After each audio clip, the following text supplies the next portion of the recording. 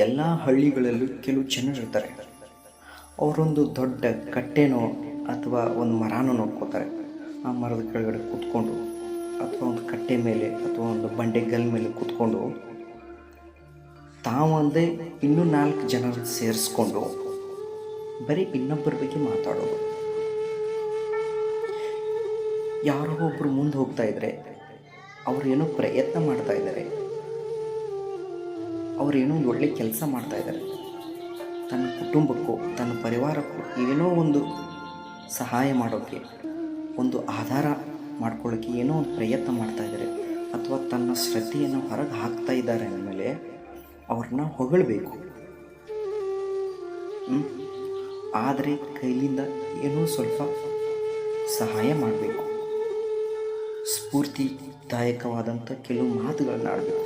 ಆದರೆ ಇಲ್ಲಿ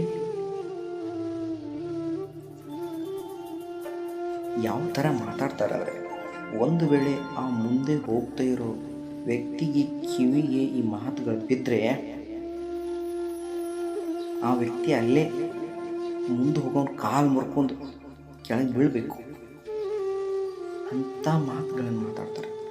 ಯಾಕೆಂದರೆ ಈ ಜನರಿಗೆ, ಈ ಮಾತಾಡೋ ಜನರಿಗೆ ಏನು ಅಂದರೆ ಯಾವ ಭಾವನೆ ಇರುತ್ತಂದರೆ, ಇನ್ನೊಬ್ಬರ ಬಗ್ಗೆ ಮಾತಾಡೋದು ಅಂದರೆ ಅವ್ರಿಗೆ ತುಂಬ ಖುಷಿ.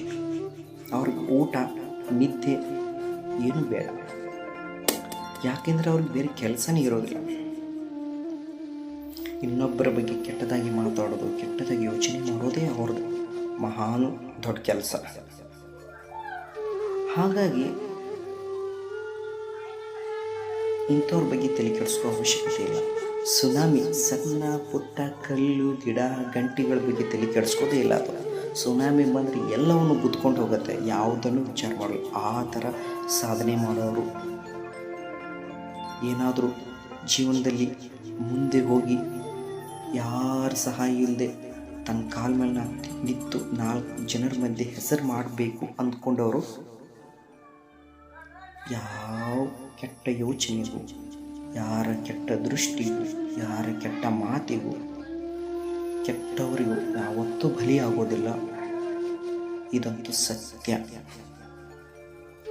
ಆದರೆ ನಾನು ಆಗೋರಾಗ್ತಾರೆ, ಸಾಧಿಸ್ತಾರೆ, ಓಕೆ ಪರವಾಗಿಲ್ಲ. ನಾನು ಹೇಳೋದಿಷ್ಟು, ಈ ಕಟ್ಟಿ ಮೇಲೆ ಗಿಡದ ಬುಡಕ್ಕೆ ಕೂತು ಮಾತಾಡ್ತಾರಲ್ಲ,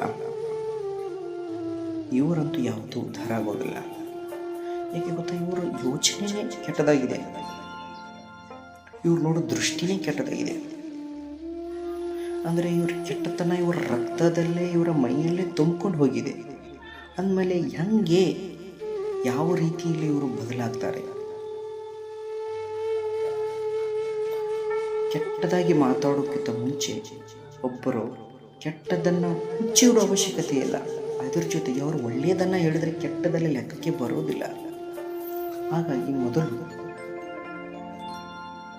ಇನ್ನೊಬ್ಬರ ಬಗ್ಗೆ ಯಾವತ್ತೂ ನಮಗೆ ಸಹಾಯ ಮಾಡೋಕ್ಕಾಗಲಿಲ್ವಾ, ಏನೋ 4 ಸಾಂತ್ವನ ಮಾತು ಹೇಳೋಕ್ಕಾಗಲಿಲ್ವಾ, ಶಭಾಷ್ ಅನ್ನೋಕ್ಕಾಗಲಿಲ್ವಾ, ಅಟ್ಲೀಸ್ಟ್ ಶಾಂತವಾಗಿ ಮನೇಲಿ ಕೂತ್ಕೊಳ್ಳೋಕ್ಕಾಗಲ್ವಾ ನಮಗೆ? ಅವ್ರಿಗೆ ಶಭಾಷ್ ಅನ್ನಲಿದ್ರೂ ಪರವಾಗಿಲ್ಲ, ನೀನು ಇದ್ರ ಮಾಡಿದ್ರೆ ನೀನು ನಿನ್ನ ಗುರಿಯನ್ನು ಅತಿ ವೇಗವಾಗಿ ಅತಿ ಬೇಗ ಮುಟ್ತೀಯ, ನೀನು ಹಂಗೆ ಮಾಡ್ತಿದ್ಯಾ, ನೀನು ಹಿಂಗೆ ಮಾಡ್ತಿದ್ಯಾ ಅನ್ನೋದಕ್ಕಿಂತಲೂ ನಿನಗಿದು ಯಾವುದೂ ಗೊತ್ತಿಲ್ಲ ಅಂದರೆ ಸುಮ್ಮನೆ ನಿಮ್ಮ ಮನೇಲಿ ಕೊಡೋಕ್ಕಾಗಲ್ವ? ಕೆಟ್ಟದಾಗಿ ಮಾತಾಡೋದ್ರಿಂದ 4 ಜನಕ್ಕೆ ನೀನು ಕೆಟ್ಟವನಾಗ್ತೀಯ. ಇನ್ನೂ ನಿನ್ನ ಕೆಟ್ಟತನ ಅನ್ನೋದು ನೀನು ಹುಡ್ಕೊಂಡು ಬರುತ್ತೆ. ಅದೇ ಒಳ್ಳೇದು ಮಾತಾಡೋ. ಏನೂ ಮಾಡಲಿಲ್ಲ ಅಂದ್ರೆ ಪರವಾಗಿಲ್ಲ, ಮತ್ತೊಬ್ಬರ ಬಗ್ಗೆ ಕೆಟ್ಟದಂತೂ ಮಾತಾಡಲ್ಲಪ್ಪ ಅನ್ನೋ ಒಂದು 4 ಜನರಿಗೆ ನಿನ್ನ ಬಗ್ಗೆ ಒಳ್ಳೆಯ ಅಭಿಪ್ರಾಯ ಬರುತ್ತೆ. ಮೊದಲೇ ನಮ್ಮ ಕಡೆಯಿಂದ ಏನೂ ನಿಂತಿರೋದಿಲ್ಲ, ಅದನ್ನು ಬಿಟ್ಟು ಇನ್ನೊಬ್ಬರ ಬಗ್ಗೆ ಕೆಟ್ಟದಾಗಿ ಮಾತಾಡೋದ್ರೆ ಎಲ್ಲರೂ ಜನರು ಬುದ್ಧಿವಂತರಿದ್ದಾರೆ. ಇಂದು ನೀನು ಅವನು ಮಾತಾಡ್ತಾ ಇದೆಯಾ, ನಾಳೆ ಪಕ್ಕದಲ್ಲಿ ಕೂತಿರ್ತಾರಲ್ಲ ಅವ್ರದ್ದು ಮಾತಾಡ್ತೀವಿ. ಹೀಗೆ ಒಂದಲ್ಲೊಂದು ದಿನ ಎಲ್ಲವೂ ಬಣ್ಣ ಎಲ್ಲರಿಗೂ ತಿಳಿಯತ್ತೀನಿ ಅಂತ. ಆಗ ಎಲ್ಲರ ಕಣ್ಣಿಗೆ ನೀನೇ ಕೆಟ್ಟವರು, ನೀವೇ ಕೆಟ್ಟವರು. ಅರ್ಥ ಆಯ್ತಾ? ಬಿಡಿ. ಬದಲಾಗಬೇಕು ಅಂದ್ಕೊಳ್ಳೋರು ಅವನು ಸಾಮಾನ್ಯವಾಗಿ ಸಮಾಧಾನವಾಗಿ ಒಬ್ಬರೇ ಕುಂತು ಯೋಚನೆ ಮಾಡಿ ಗಿಡದ ಬಡ್ಡಿಗೆ ಕೂತು ಕಲ್ಲ ಮೇಲೆ 4 ಜನ ಕೂತು ಕೆಟ್ಟದಾಗಿ ಮಾತಾಡೋ ಬದಲು ಎಲ್ಲೋ ಪ್ರಶಾಂತವಾದ ಸ್ಥಳಕ್ಕೆ ಹೋಗಿ ಕೂತು ಜೀವನದ ಬಗ್ಗೆ, ನಾನು ಮಾಡ್ತಿರೋ ಕೆಲಸದ ಬಗ್ಗೆ, ನಮ್ಮ ಮನಸ್ಸಲ್ಲಿ ಓಡ್ತಾ ಇರೋ ಆ ವಿಷಯದ ಬಗ್ಗೆ ಯೋಚನೆ ಮಾಡಿ.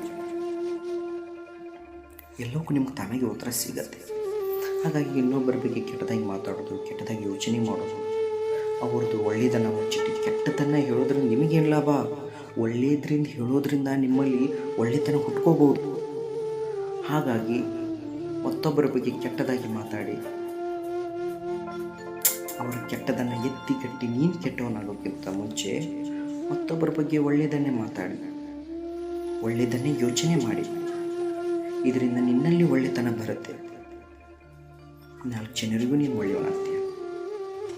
ಆದರೆ ಮನಸಾರಿ ಮಾಡಬೇಕು, ಒಳ್ಳೆಯದನ್ನೇ ಮಾಡಬೇಕು.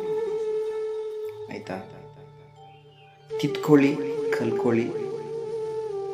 ತಿದ್ಕೊಳ್ಳಿಲ್ಲ ಅಂದ್ರೆ ಯಾರನ್ನೂ ಏನೂ ಮಾಡೋಕ್ಕಾಗಲ್ಲ. ಅಷ್ಟೇ. ಇಲ್ಲಿ ಯಾರ ಮಾತಿನಿಂದಲೂ ಅಥವಾ ಯಾರಿಂದಲೂ ಯಾರು ಉದ್ಧಾರ ಆಗೋದಿಲ್ಲ. ಯಾರ ಮಾತಿನಿಂದ ಯಾರೂ ಏಳಿಗೆ ಹೋಗೋದಿಲ್ಲ. ಅವರವರ ಜೀವನ, ಅವರವರ ಪರಿಸ್ಥಿತಿ ಅವರಿಗೆ ಸಂಬಂಧಪಟ್ಟಿದ್ದು ಅವರೇ ನಿಭಾಯಿಸಬೇಕು. ನಿಮಗೂ ಹಿಂದೆ ಪರಿವಾರ ಇದೆ, ಸಂಬಂಧವಿದೆ. ಅವುಗಳ ಬಗ್ಗೆ ಯೋಚನೆ ಮಾಡಿ, ಏನಾದರೂ ಒಳ್ಳೆಯ ಕೆಲಸ ಮಾಡಿ. ಅಷ್ಟೇ, ಒಳ್ಳೆಯದಾಗತ್ತೆ. ಹರೇ ಕೃಷ್ಣ.